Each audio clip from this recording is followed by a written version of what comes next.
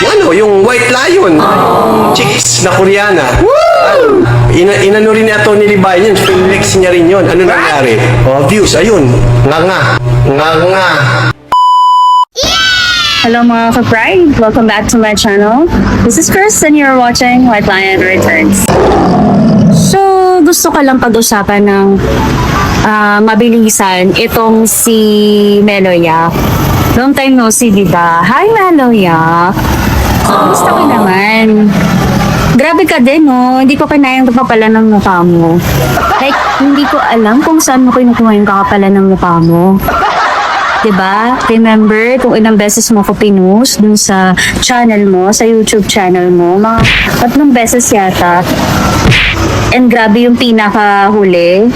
Kasi inaakusahan mo si Atty. Libayan na finlex ako. Kahit hindi naman, kasi si Miss Fine yun. Tapos,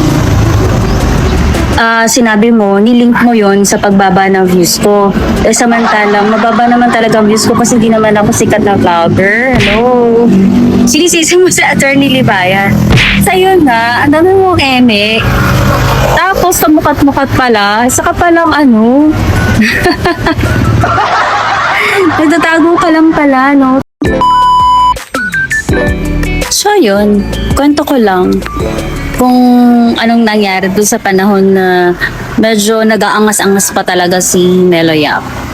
Panahon yon kung saan may nag-viral akong isang video tungkol kay Attorney Sam ng Raffy Tulfo in Action.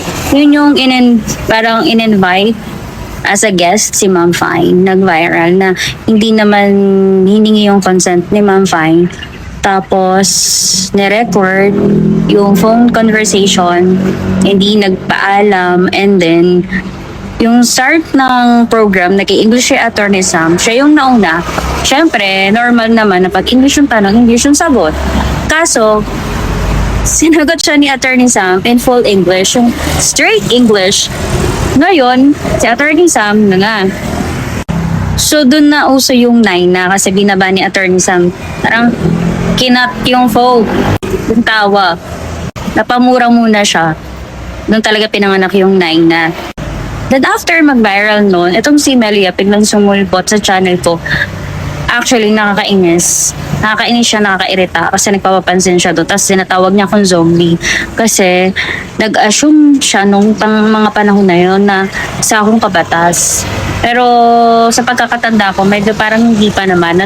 At, nakikinig-kinig pa lang ako pero hindi pa talaga ako as in nandoon sa community.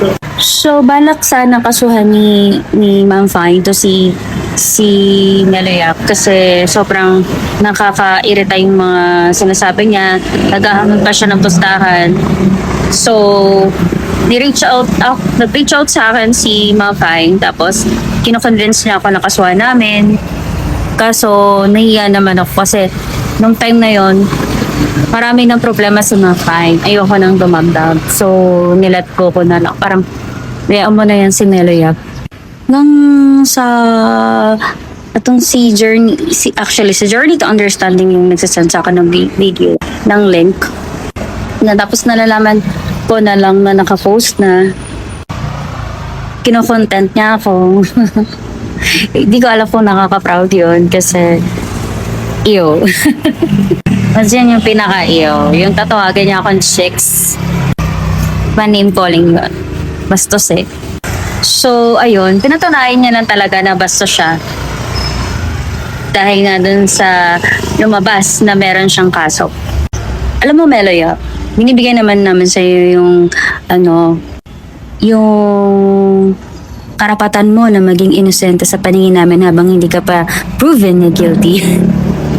But, saludo ako sa sobrang kapal ng mukha. Pero ka talagang, alam mo yun, kakapalan ng mukha na mambash sa social media habang pinaghahanap ka ng batas. Imagine, yung mga kaso ka pala, tapos pakalat-kalat ka lang sa YouTube, ganon. Tatago ka lang pala, no? Pero grabe yung kakapalan ng mukha mo. So, ayun na. Kung nasan ka man ngayon, sana nasa mabuti kang kalagayan. Bye! rise through the haze, stronger now in 1,000 ways. Untamed heart, untouchable gaze.